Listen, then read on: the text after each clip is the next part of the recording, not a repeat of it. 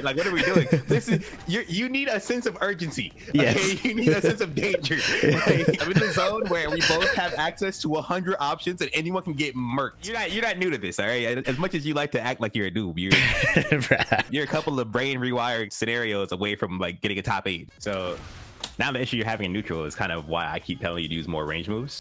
You're fighting me fair. Yeah, you're fighting me like we both have to play footsies. You're giving him the freedom to run what he wants on you when you had opportunities to, run what you wanted on him and you didn't run anything. What you wanted to run on him was being on defense, apparently, right? Which is not exactly optimal Tekken 8 gameplay. You don't really want to move in and say, please run your offense on me in this game where they said we're buffing offense. I know this is a longer one. Thank you for being here. I'll keep this short. There are timestamps below. Feel free to jump back and forth as you need. Keep track of the different topics and revisit the video as you need. I love doing long form style content like this, like podcast style stuff, but traditionally in the channel, it doesn't perform as well. So please leave a like and a comment if this is the kind of stuff you enjoy. It'll help me do more of this. And I know that people really do benefit from this kind of content, and I'd like to do it more. The other thing is I need to provide some important context. So when Speedkicks and I talk about Tekken 7, we both have the perspective that it was a defensively rewarding game to the extreme. So if you don't know my character, I played Noctis. He had a counter hit launching mid that was very, very safe, unparryable, had no counters, and he had a counter hit launching high that was like Steve's back one.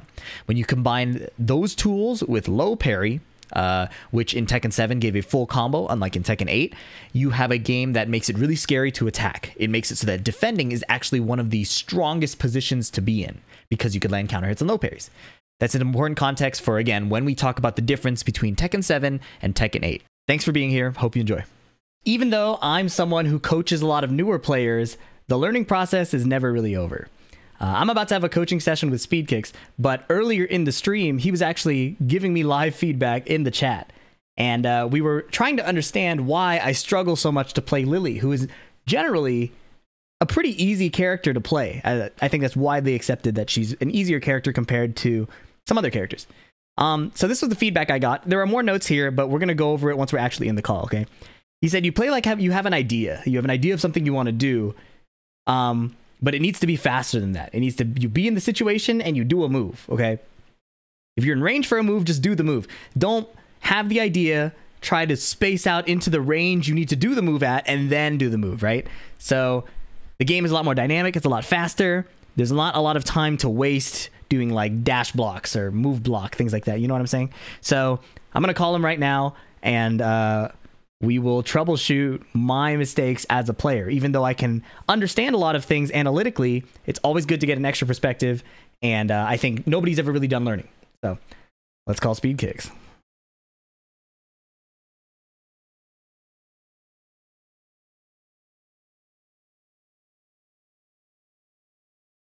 If I get ghosted, that'd be crazy here. No, I'm kidding. We're scheduled.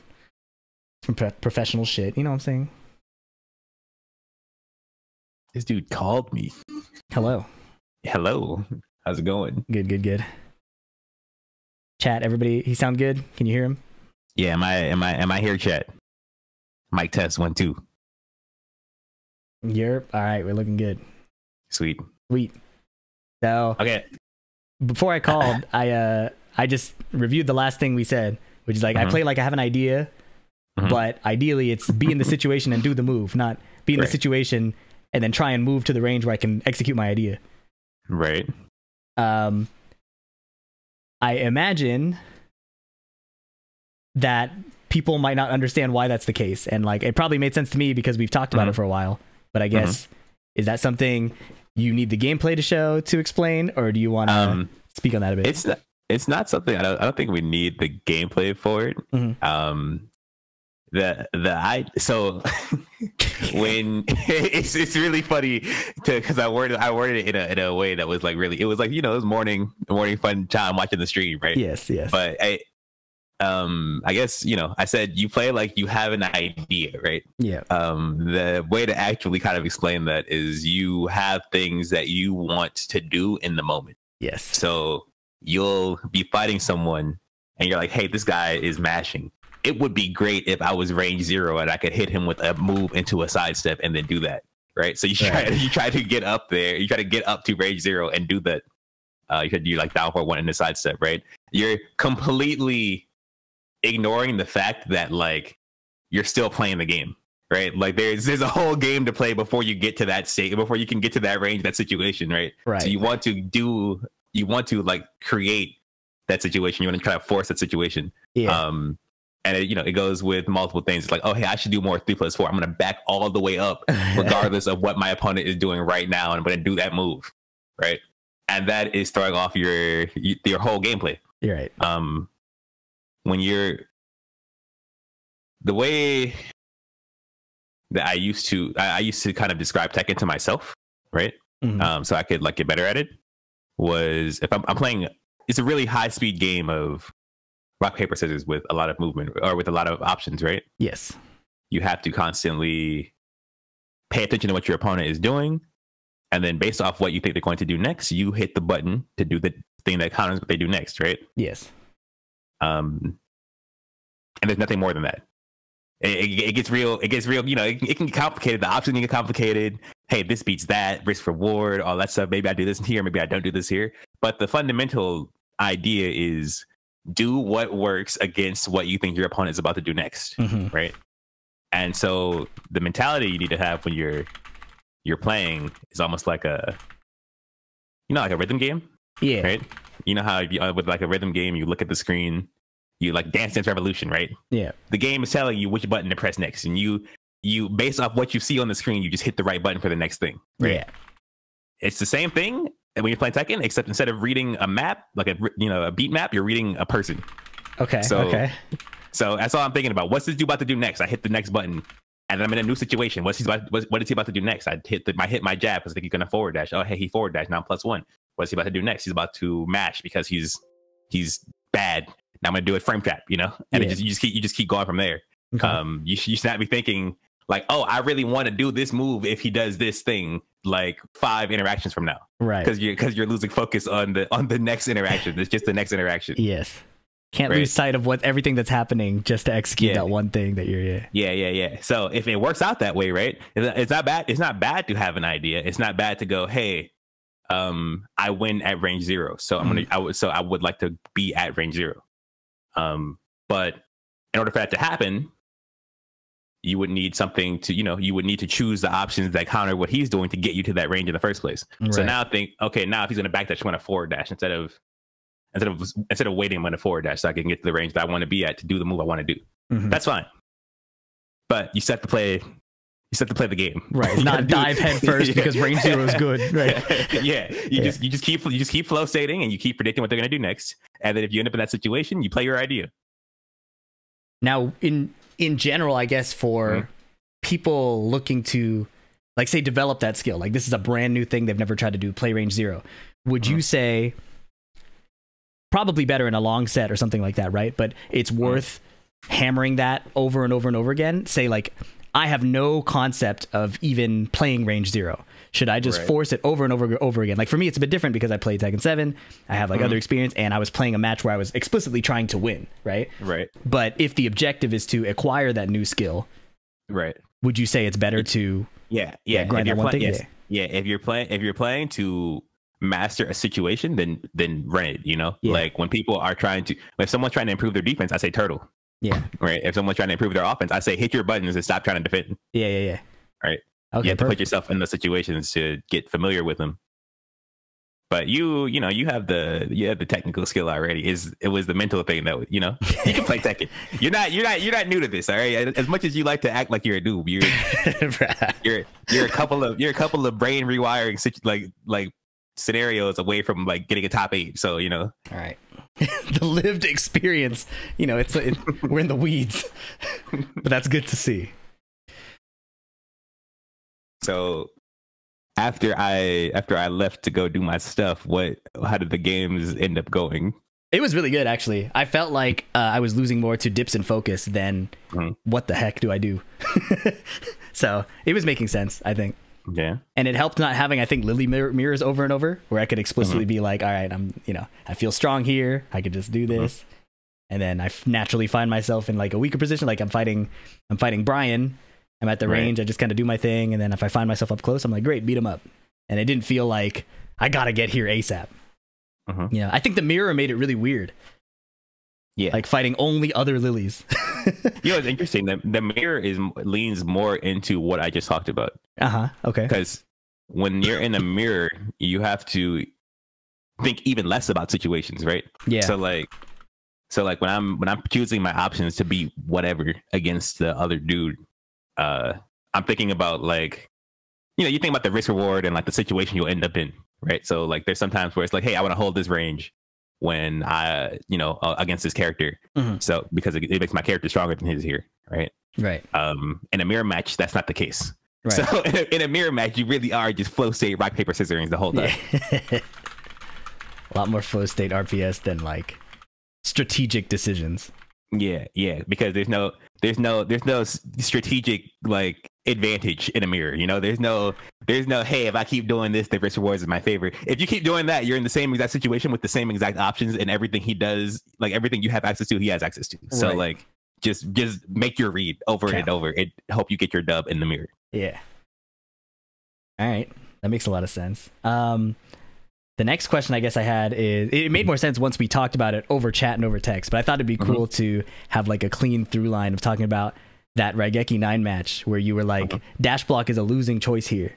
And it really only happened twice, but the way it was being phrased, I almost thought I was doing it over and over and over again, but just 2 small dash blocks were just looking really ugly right away. Yeah. So here, let me see if I can find the replay. Yeah. I favorited it, so let me look for it too. Let's see how many games of ranked you played while I was going. Okay. 3 points. With Juice, you ran the Juice coin flip game on Nina. Yes. That one was funny. Luna Forever, RCF 9. So, bro, you played a lot of games. Looking at RCF is going to be good for me too. As a side tangent, fighting Leo feels rough, but anyways, we'll do what we're talking about first. Leo's not fun to fight for anybody. Okay. It was there we go. Yeah, it was the second game.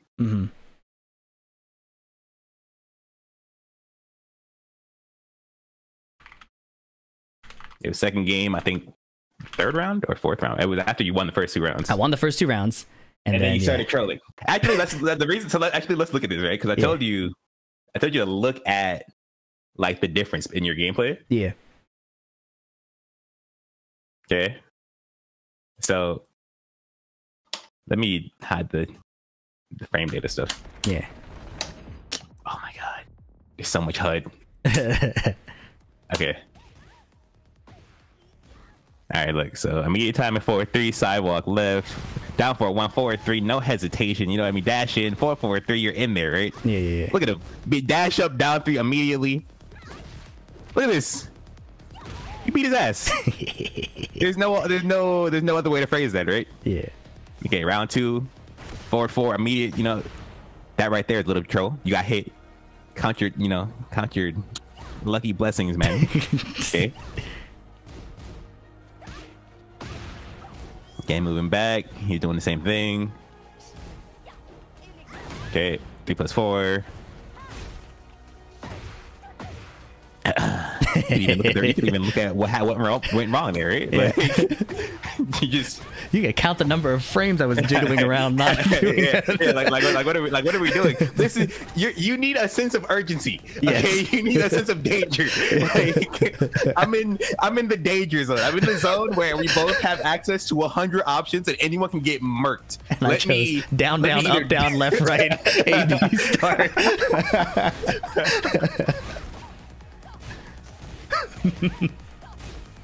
Like, your sense of danger for sure activates once you start blocking, right? Like when they actually start hitting you, you get the sense of danger, right? Yeah. You start moving backwards and you start mashing or whatever.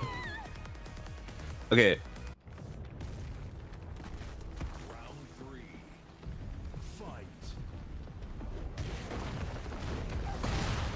Okay, we'll allow that. Although you can kind of see it immediately. Down 1, 2, dash, block Dash, the jab, right? Okay, so we can think of even think about it as how I said we're like flow state RPSing, right? Yes. Because this is kind of how I like analyze Tekken, right? I'm looking at what 2 players are doing, and I'm getting like I'm seeing like the action, like the action, the title of the action, right? Like Yes. like jab or backdash or sidestep, right? On Yes. both sides. So let's look, right? Yes. Forward dash on one side, sidestep right on the other side, right? That's fine. We can put a green arrow on that one, right? Okay. Yes. Little block down 1 2. We can even put a green arrow on that one, right? Like you Yes. want that interaction. You chose the right answer there, right? Yes. Again, forward dash on the sidestep. Good for you, right? Okay. Yes. What comes after that action? A jab and a block. Okay. A jab on one side, making someone block your jab is a positive action for you, right? Yes. So that means this interaction is a win for him. How does the interaction come about? I played the forward dash, which Right. beats his sidestep, Right. and then I chose a defensive action off of a 1 interaction, Yeah. Yes, Yes. exactly. which So put you- myself so in a you- losing position. Yes, it puts yourself, and then what happens? You get murked by the frame advantage. Yeah. Right? So you chose the wrong RPS option after choosing the right one. Yes. Fascinating.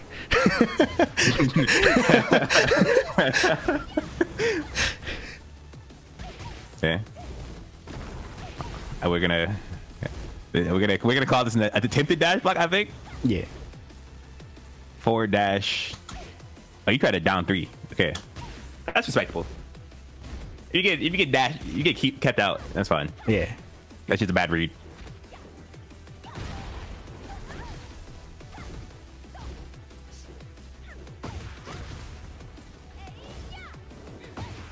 And That's how I felt about that too. Battery. Like that happens. Yeah. Like he got me. yeah, exactly. Having a bad read or getting read by your opponent is perfectly fine. It's way better than than just constantly choosing the wrong options. Okay. Yes. And then stumbling upon a win, right? So the difference is already here, right? Like yeah. So let's look at this. Yeah. this part, dash block. You chose to be here. Yes. You know, you you asked for this. You dashed in, and you thought, yo, what if he attacks me? Yeah. And you blocked, right? Yeah. Which What if he literally attacked- go ahead. it came out of an advantage state, right? Like if right before this, I block his while standing 4. Yeah, you're +9 here. So he's -9 and I'm like in range for everything. Right. Forward. You're in range for, bro. You know what's crazy? You don't even need to. If you want to be safer, right? If you want to be safe, hold up. If I want to be safe, I think someone's about to attack, right? Look. Look, you don't even have to like hit your buttons. You don't have to like take the risk of your life. If you think he's gonna like sidestep or he's gonna do something to beat what you think he's looking for that, right? Like, Yes. just chill for a second. You know what I mean? like, okay, this dude's going to hit me. Let me play anything besides the one of 2 things, right? Which is run up and get hit or run up and block, because I don't want to block his advantage options Right. ever. Right. Right. So here you miss opportunity. All right. Okay. Here you tried it again. You tried to dash block. You were a little late, right? And you're getting mixed, Yes. right? And that came from your disadvantage, right? Yes. So this game is going to be a lot more similar to other fighting games, where you have to think about the situations that led to you getting bodied, right? As opposed to just like the wrong read, like, oh, I shouldn't have mashed here on defense, right? Well, you shouldn't have been on defense in the first place, right? You put yourself there, and that's why I said those were 2 game losing decisions. You're giving him the freedom to run what he wants on you, when you had opportunities to, run what you wanted on him, and you didn't run anything. You chose to, what you wanted to run on him was being on defense, apparently, right? which is not exactly optimal Tekken 8 gameplay. You don't really want to move in and say, please run your offense on me in this game where they said we're buffing offense. Yes. He did it there again, but he didn't even. He probably thought you were gonna learn. He probably thought, like, okay, I might get forward here after what happened last time. He blocked, he waited, nothing came. Right. It's like, what the hell? Right. So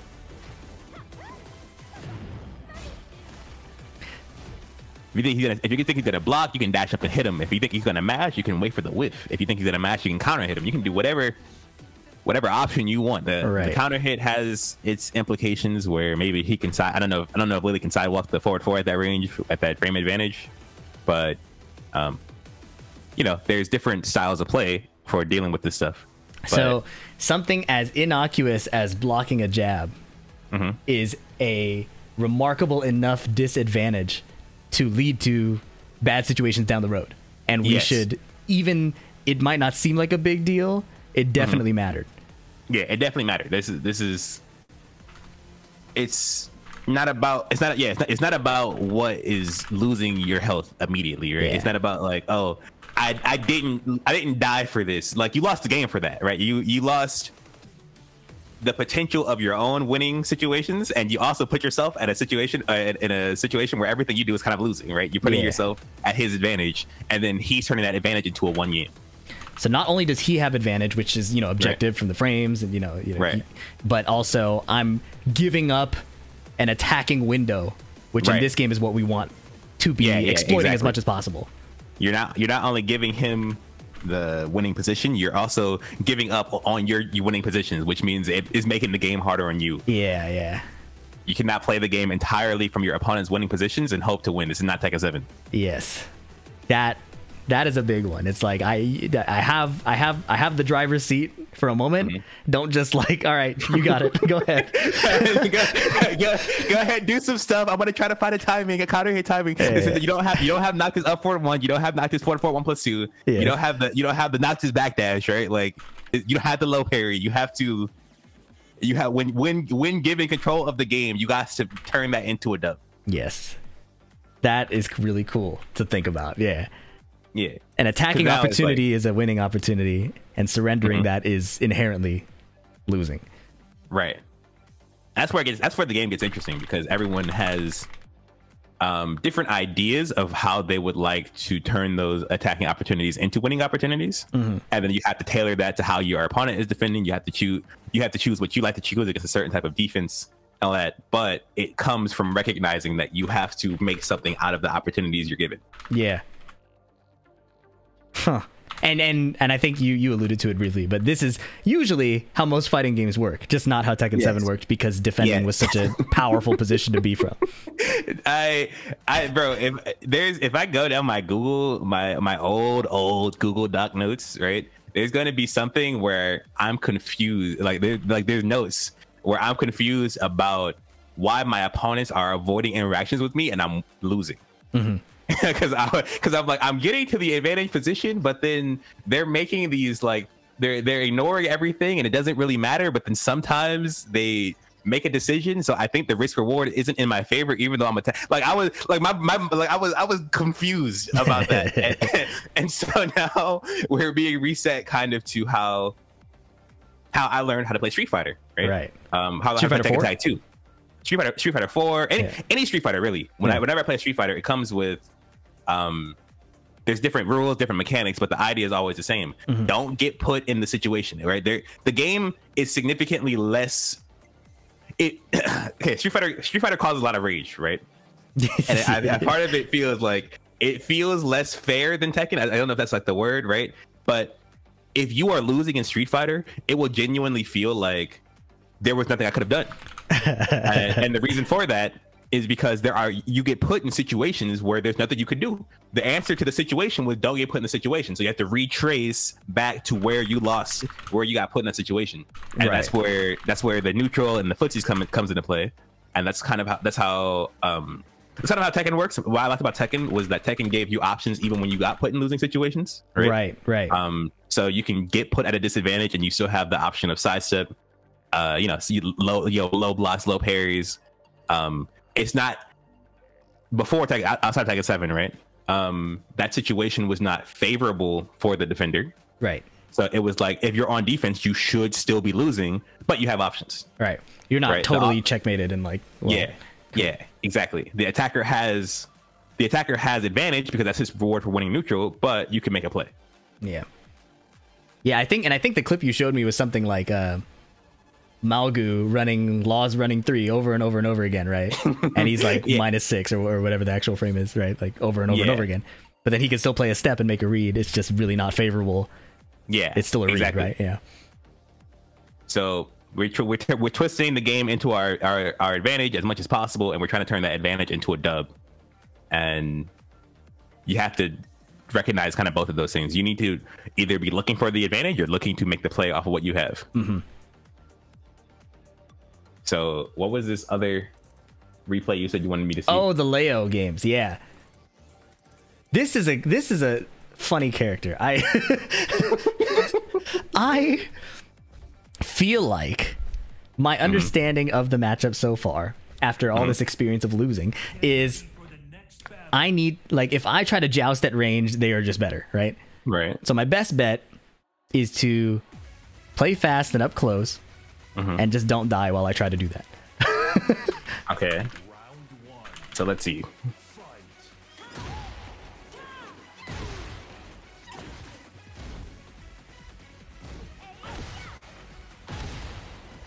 Okay. Don't know what happened there.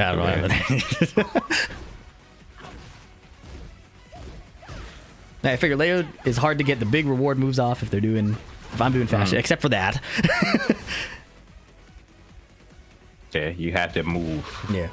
Off of the wall. Okay.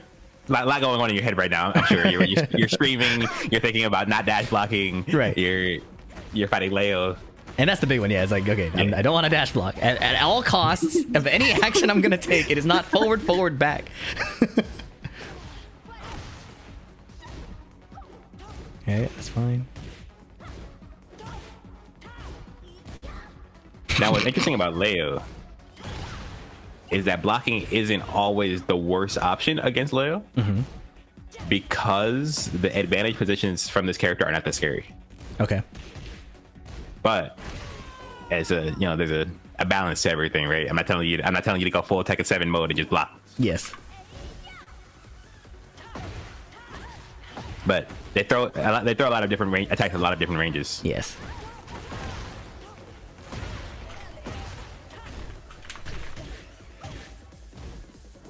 Okay. You're cooking this dude. Okay, but you have to. You know how it goes.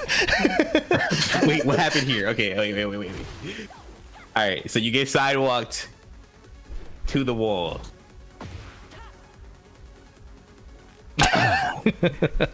You wanna explain this one? Yeah. What is that 1-2? What is that 1-2-1? How minus am I? Let's see. -9. Yeah. Okay. You know. So what was the plan? And this is a great question. I think my brain is still not picking up on these situations fast enough. It's not an informed RPS decision, right? Or like quickly adjusting to what just happened. I was gonna hop kick this dude anyways. Okay, so you had an idea here. Yeah. it was a defensive idea. So, well, that goes a bit back. Yeah, here we go. Yeah. So okay, we'll keep that one in mind. We're not gonna hyper focus on that just yet. We have to prioritize improvements, right? So we can't. If this becomes a recurring problem, then right.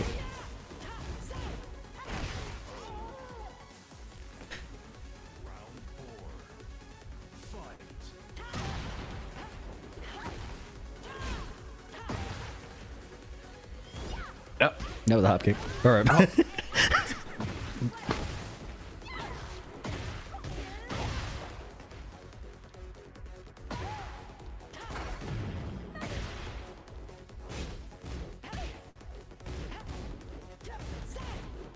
Okay, that's real Leo stuff right there. Yeah.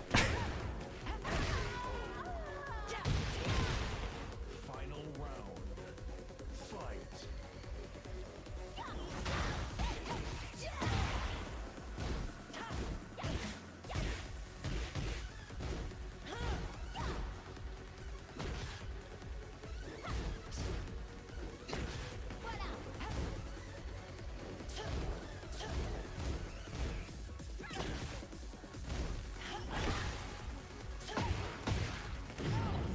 How did that happen?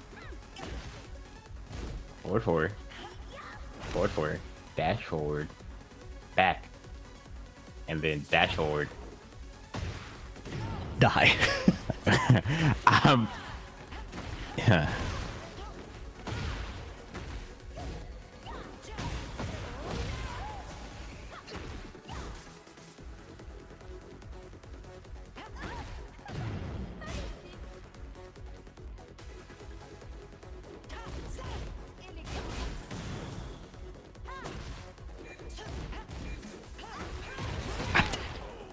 Side note, can Lily sidestep Leo's back 1-4? No. In the game?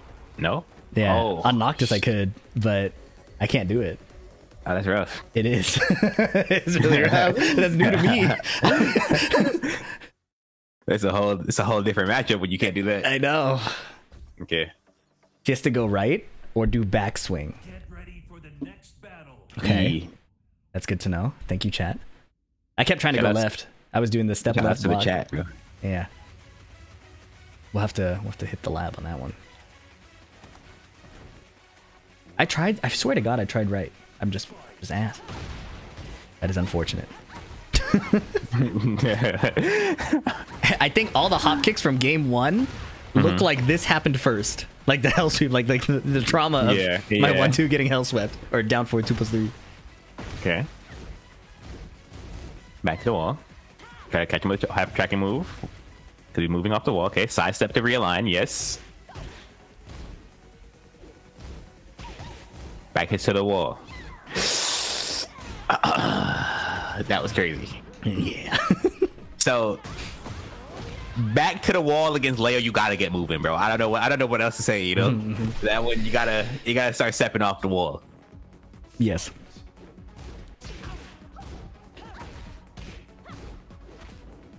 Yeah, homing throw, yeah. Okay.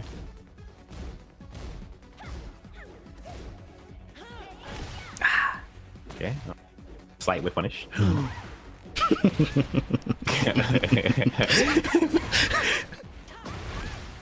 Shout out to combos. Yeah.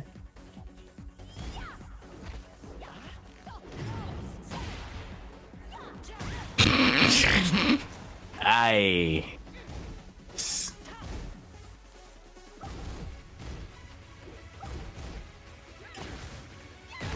Yeah. I feel like he gave it to me. He did. But I mean, to be fair, you got to kind of toss the game back and forth right now. Yeah. That whole perspective of maximizing your winning positions. Yeah. Yeah, you gotta just giving each other the situation back and forth. Your move. Okay.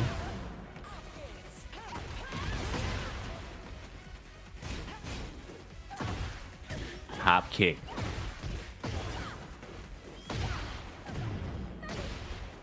Oh yeah, this was heat.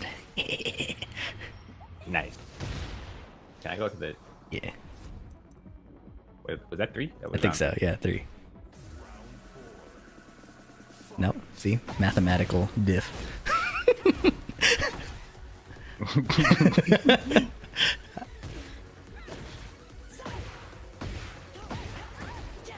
Wait, what just happened? That's what I wanted to see. Oh, I think I did a little. I think I did a little Konami code before I tried to hit him. Okay. So the back one is cool. Mm-hmm. What you doing with that one? The sidewalk? Yeah. So now let me add, like, yeah. What's the back one situation for you as Lily? Like, what are you? Yeah. So back one, I sidewalk to beat jabs. Otherwise, I do a move. So if I'm sidewalking out of back one, I am explicitly looking for a jab or 1-2. Okay. Okay. Otherwise, I'll do the 3+4 for advantage, or you know, QC, like then the 3 on a read or something. But after that, down one. Step with him. Yeah. So. So what are you looking for with this sidestep? I'm wondering. This one is probably a do nothing sidestep. This is a fake solid sidestep. I gotta keep it real. Okay. I don't think I had a plan. he just felt like sidestepping. You know, it's like maybe he retaliated. Like, clearly I'm looking for jabs from before, so it was probably some kind of passive thing looking like, okay, if he jabs back, at least I'm past that.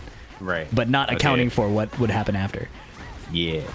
We want to make that a little bit more intentional. He is so lucky that combo worked. Mm-hmm.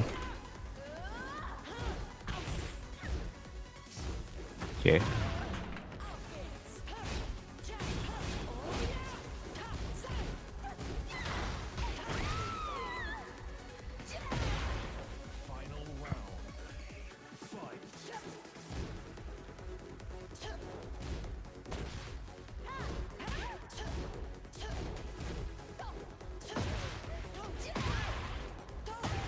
And sword user spacing.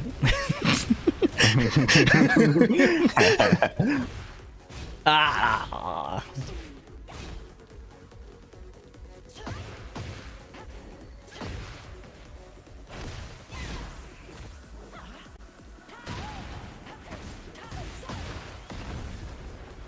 Wait, what happened? I think I'm dead. Yeah, no, I think you are. You got okay. You broke the grab. A dash block. And then they didn't fix that. So I guess it's a full launch, right? So you're not actually technically grounded. Yeah. Oh no. Okay. So I regret to inform you that was not a Leo matchup problem. Yes. I mean, I figured as much. Right. We are. Yeah. So. You know, every issue is not going to be as straightforward as, you know, just stop dash blocking, right?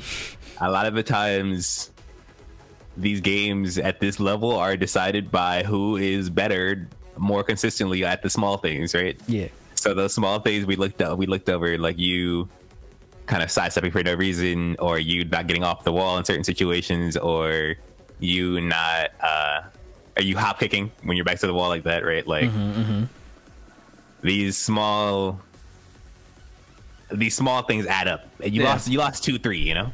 Yeah. But so it's not like your gameplay was entirely wrong, but it's those small things that makes the difference between surviving with, you know, 40 HP or losing the whole round.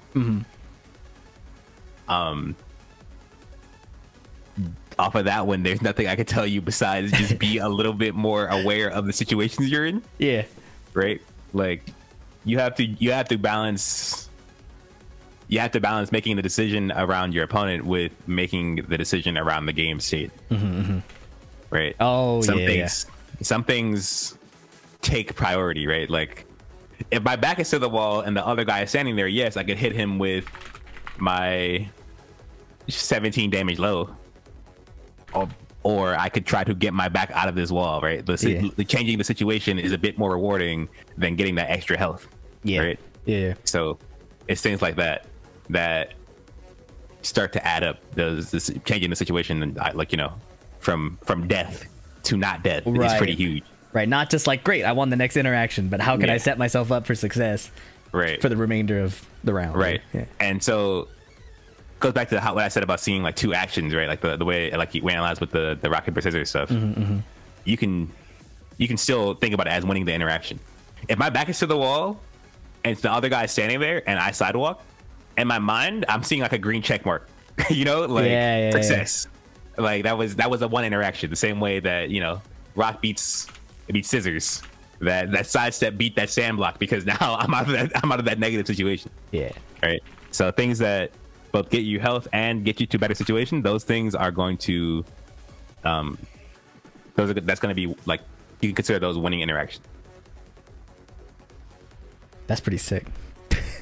And so that might also help you with your spacing thing too, right? Yeah. Because here, let me go to practice mode real quick. Do you mean like a one interaction can be hitting my dream spacing rather than hitting my dream spacing and hitting them and winning the make or whatever? Right. You know? Yeah. Yes. So, and the idea from that goes, the 2-player game actually never ends, right? So even it doesn't matter what zone we're at, right? Like the other guy, if we're both moving forward and backwards, right? Like, you know, people do that. People autopilot that part of the game so hard. Yeah, yeah. Right. But the idea is that you generally have a range you want to be at, right? Yeah. So the other guy is moving and he's changing the ranges, right? And you're moving and you're changing the ranges, and you know a forward dash goes this far and a back dash goes this far. So as like if I'm here, if I'm playing like Huang, I want to be like at this range, right? Right. But we're over here. If I think bro is going to forward dash, I'm gonna do a small forward dash. I'm gonna be at the range I want because combined with his forward dash, we're gonna be exactly where I need to be. And then I play my option. Yeah. Right. If I think he's going to move backwards at this range, then I'm going to do a full forward dash, and when he back dashes, we'll be almost there actually. Right. So there, like if that range actually happens in a game, I'm not gonna dash forward because I'm not close enough. So I'm still spacing and trying to read his movement to get the range I want to get. Yeah. And those are all in my brain like successful interactions. And then you get there and then you start beating him up. Yeah. So it's like one interaction, next interaction, not like I got in and I hit him, or I got him and I died. Yeah, exactly. And you just keep flowing that whole time. Yeah, that's all it is. You read the situation. For that, you need to have like situational awareness. Yeah, right. You need to because if it's RPS, it's RPS where the options are constantly changing based on the situation, right? Right. My down forward one loses to jab, but if I'm plus on block or plus on hit, now my down forward one beats jab, right? Yeah. Like basic concept, right? Yeah. In certain situations, my backdash will, beat someone mashing a move.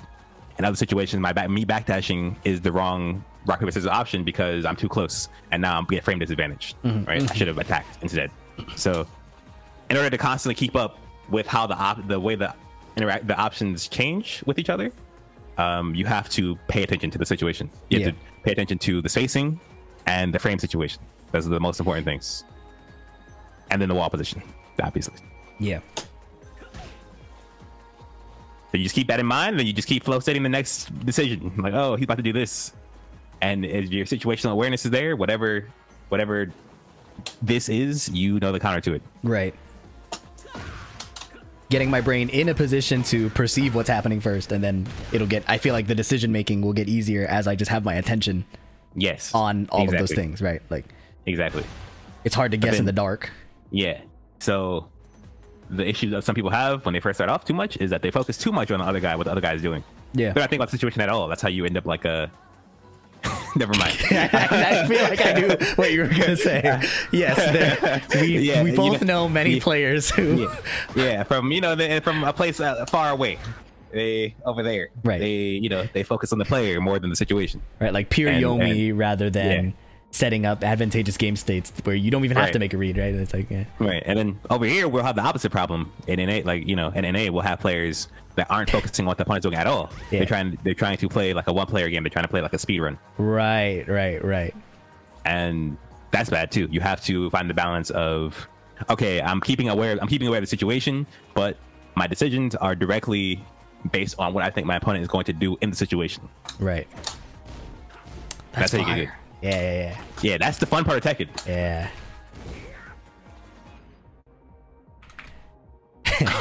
Very far away. In a land far away. Far away. They make the reads exclusively.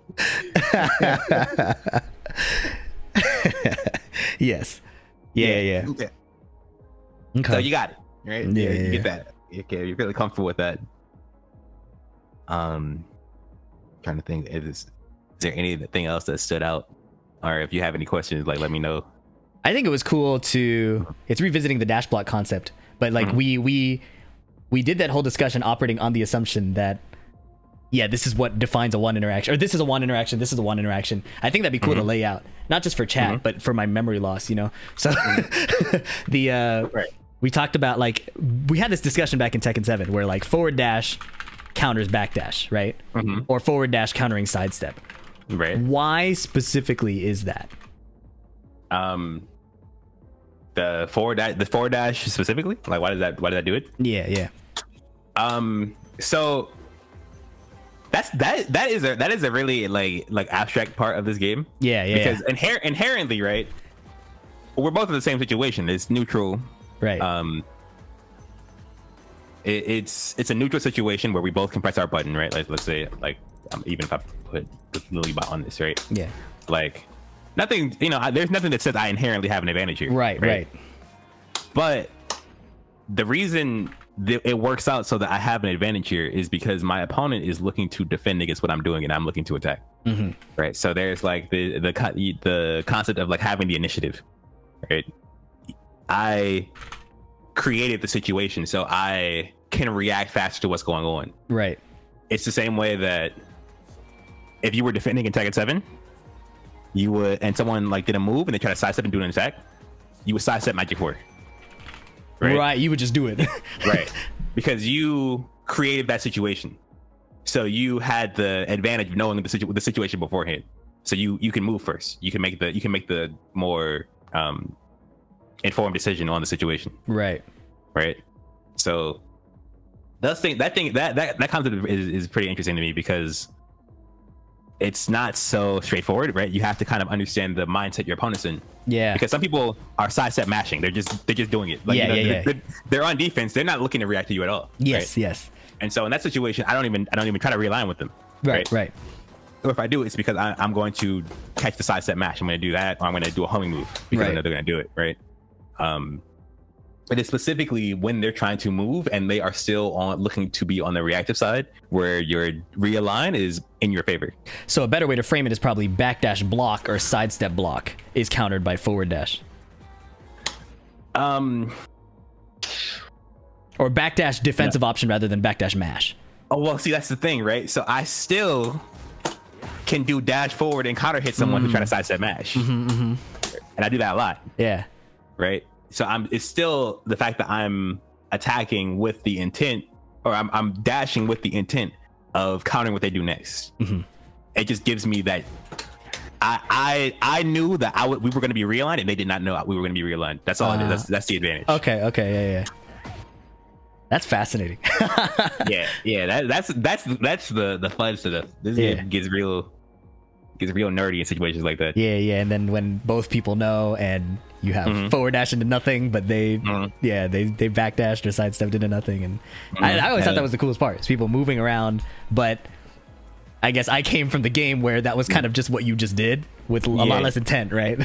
In Tag 2 you would see a lot like some dash forward to catch the side, like to move with the sidestep, and they would sidestep the follow-up attack, like to catch the backdash retaliate or something, right? To catch the sidestep attack, and like hesitation, then you would step like their poke, because they would sidestep, do a poke to try to catch your forward dash, and then the kind of the poke is the sidestep too, and then if you're wrong, you have to adjust to the new situation immediately because movement cancels means that the situation's changing, and like we just said, when your situation changes, the options change. So when you're doing the movement cancels, the situations are changing a lot faster. You have to keep up a lot fast, bro. Anyway, Tekken with movement is real sick. This game requires you to do a little bit more attacks, a little bit less moving than Tag 2. Yeah. But the idea of the intention being to interact is still there. Yeah. So now, I'm trying to think. We should just run a couple games, low key. I want to see how this information is being digested. Sweet.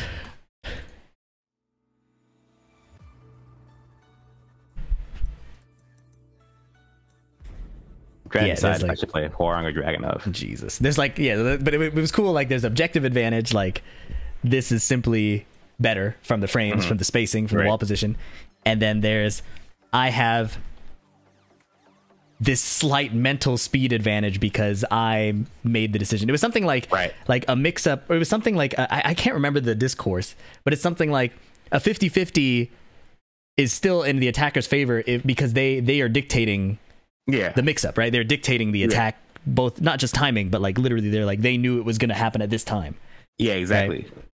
So it's not a true 50-50. Either one is in a better position. Right. Yeah. It's mainly a true 50-50 when both players know it's coming and it's time to guess. Yeah. So that concept is something you see a lot with like the mental framing advantage stuff people talk about, like with the string, like partial string, doing part of a string, the other person's still waiting on the string, and then that doesn't come, and because it didn't come, there are other guys hitting the button faster. Right. This game is sick. Yeah, it's a pretty cool video game. Me stop sharing my screen. Yeah, I think that whole like, what could I have done? Well, don't be there in the first place. It's such a big shift from like, there's always something I could have done, and now that's not really the case all the time, right? Although, you know. Yeah, even though there's always something you could do, is like those options weren't really favorable for you, and you kept putting yourself in a situation where they weren't favorable for you. Yeah. Okay, then lock in. Yeah.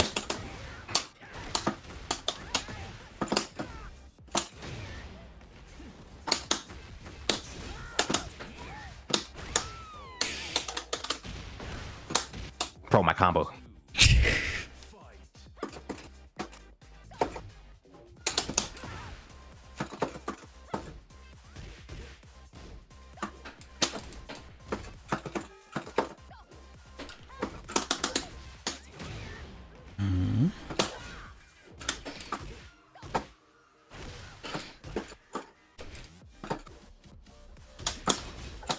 Ah.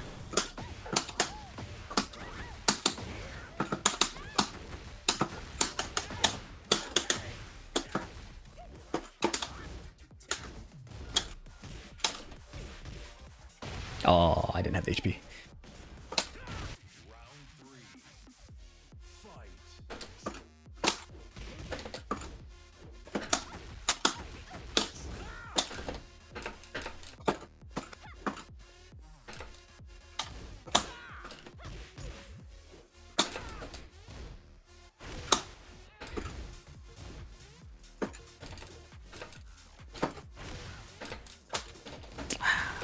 Okay.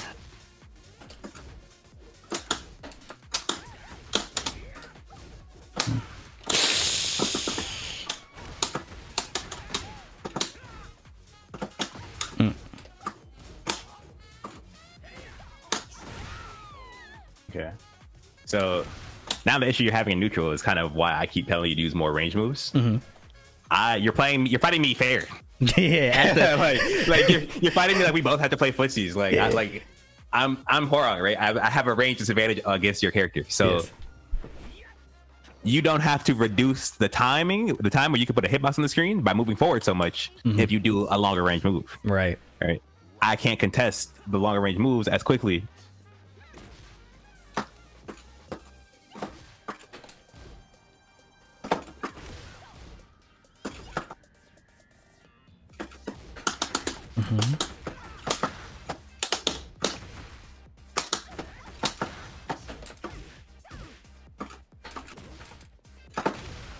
Yeah, see?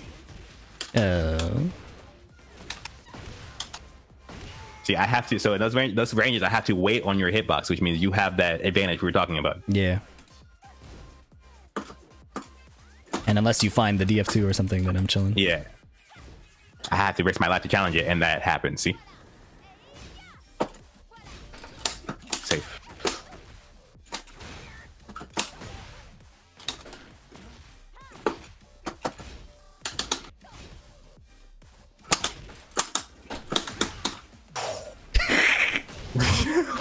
Oh my god.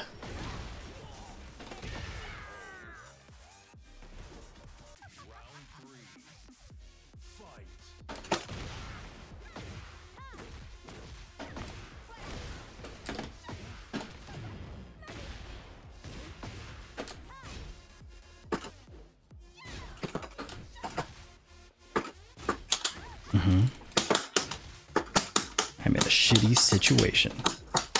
Like, I kind of grabbed. Aye. Oh my god. They broke the combos, man.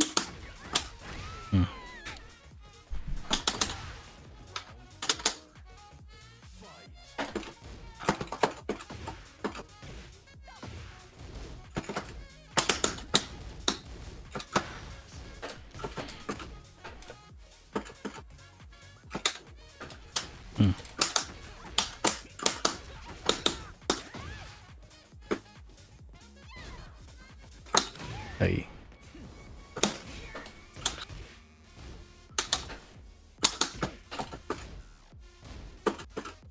Hey,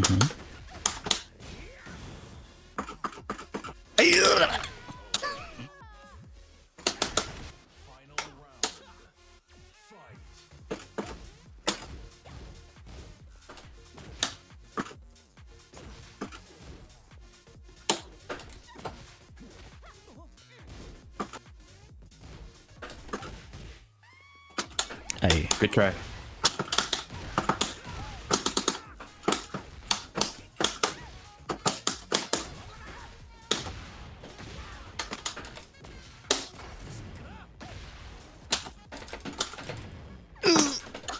oh, that's busted.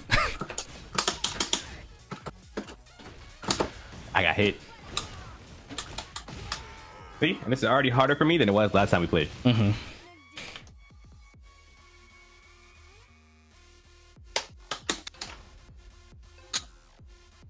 Because I'm just getting less free opportunity. Yeah.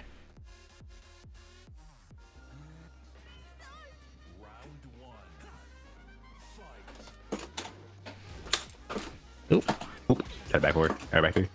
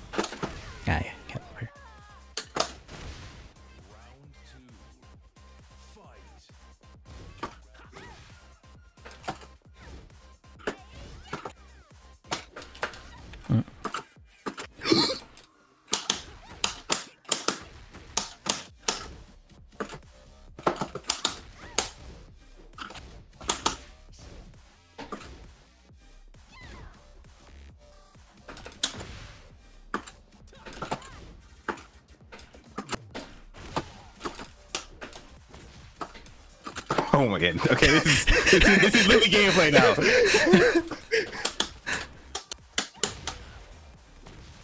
I hate him. No, I love.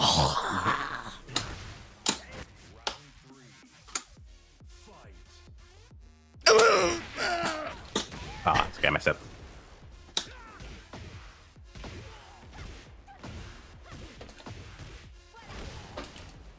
Okay.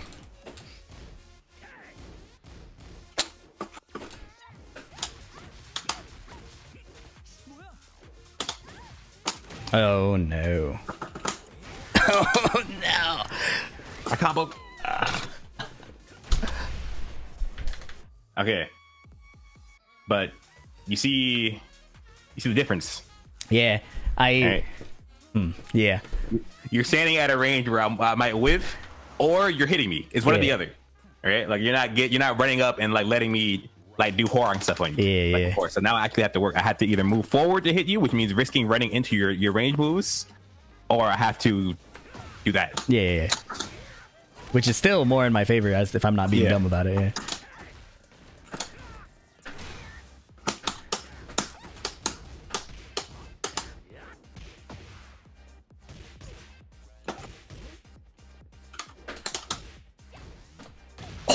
Ooh.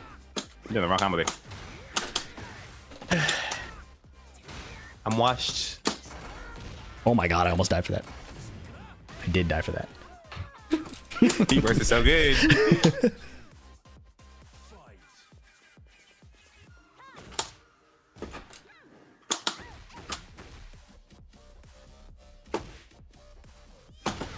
Ooh.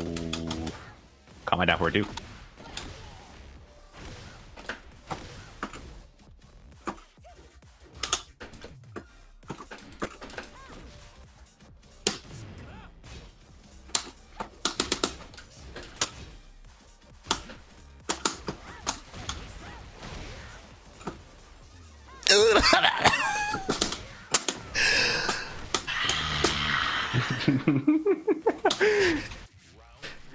You panicked a little bit. You folded. I cannot wield the power yet.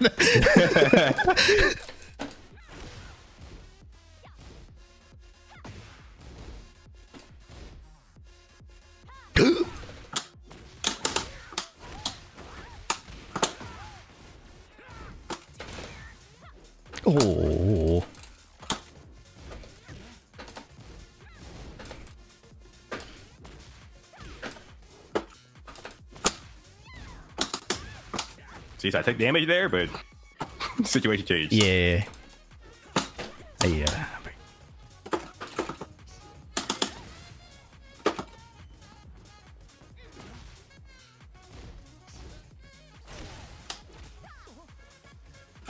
That's what I did. Oh.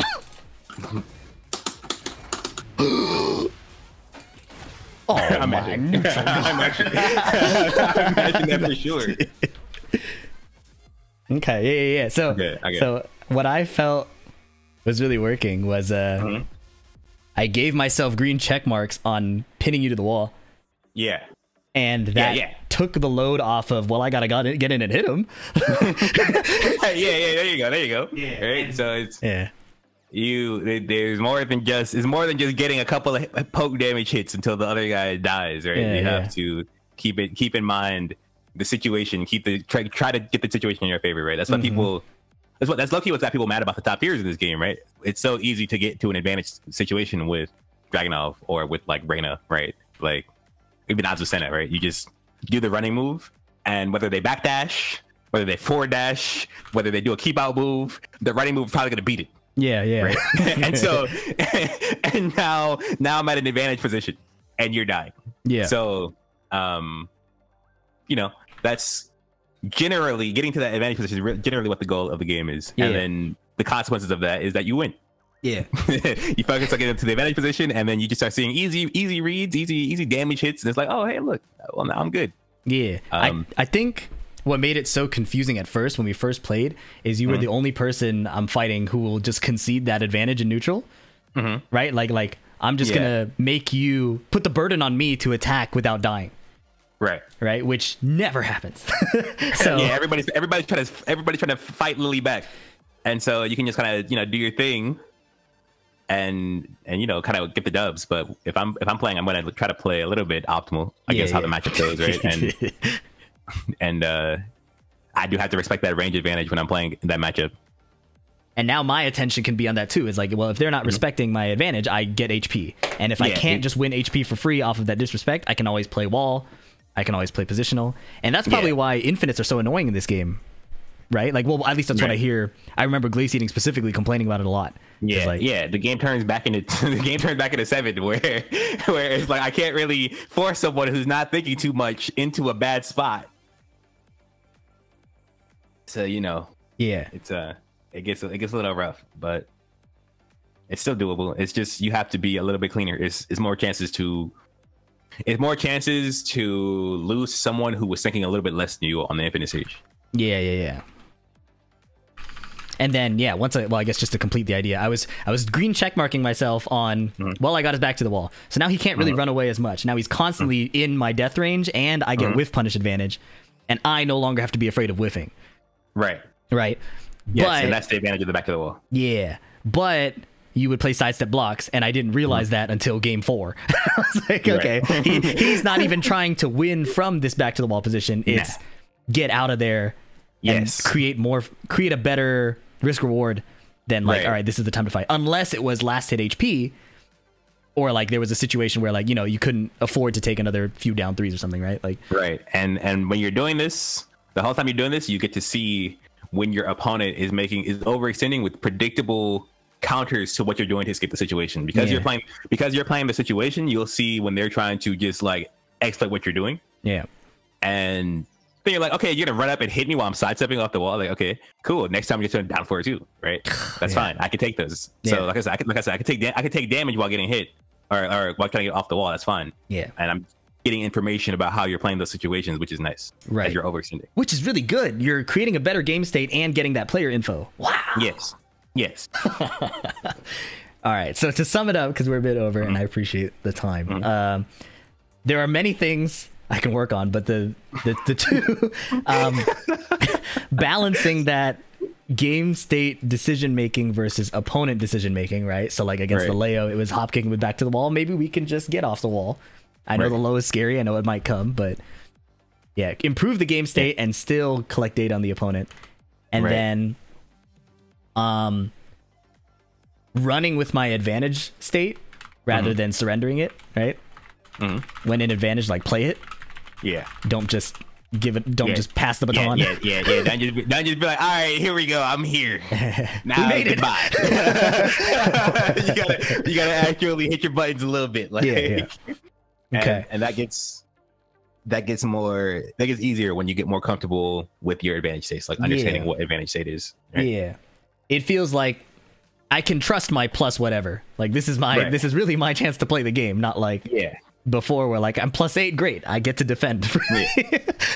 and you have to, and something that's probably going to be hard to change mentally, but you have to get comfortable with is making a losing decision from the advantage position and still doing it, right? Because in Tekken 7, right, you'd be plus whatever and you'd have like hella HP, and I'd be like, and you do it low and you get low paired. I'm like, Fee, why did you do the low? You could have just waited. Right?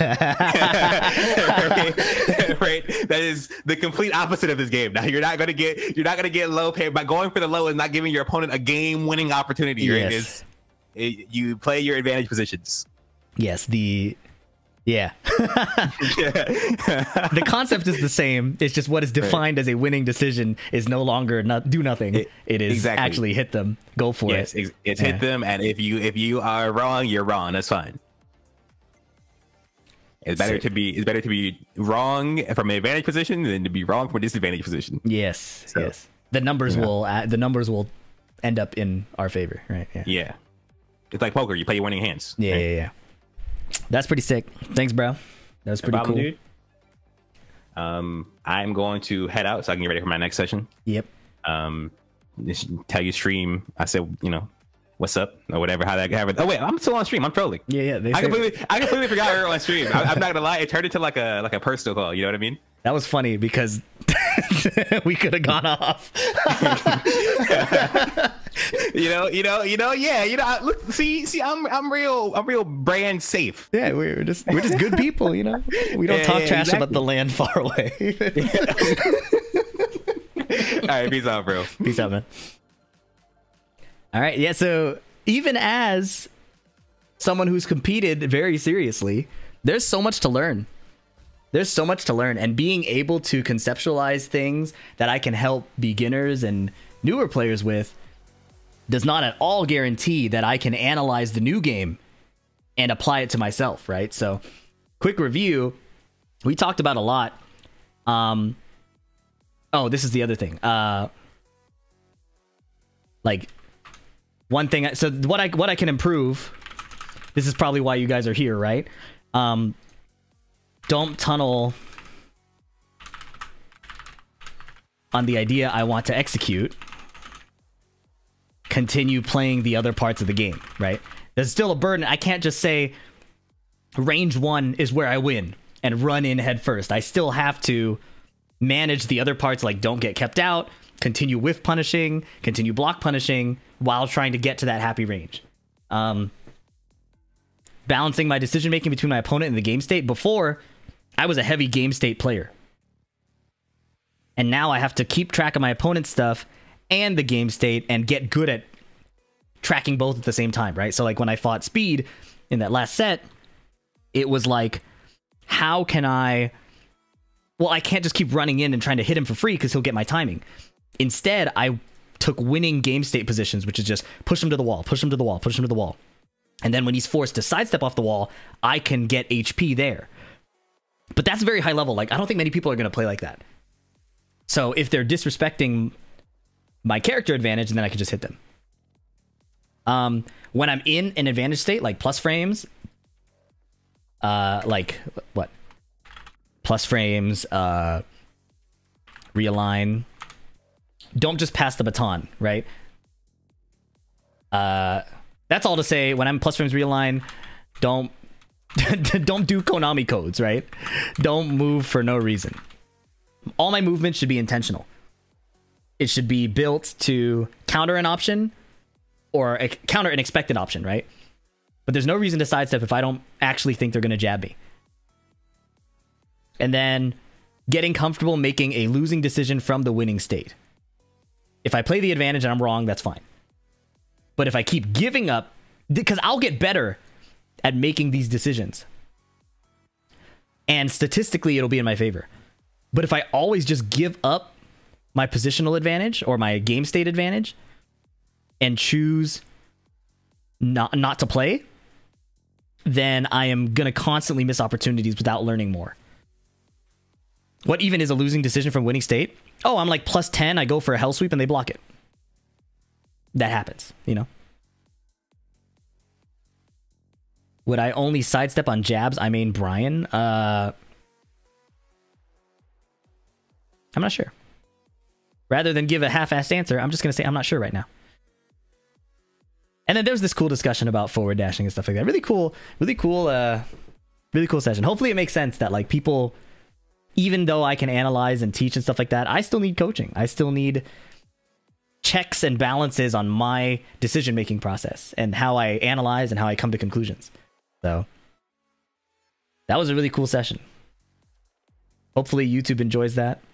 Leave a comment if you did. Check out Speedkicks for coaching. As you know, I'm not super available because I'm doing a lot of YouTube. I try and help the community when I can. But dedicated coaches like Speedkicks, Joey Fury, these guys are really, really solid. And I can highly recommend them. That's all I got for you today. Catch you in the next one. Peace out.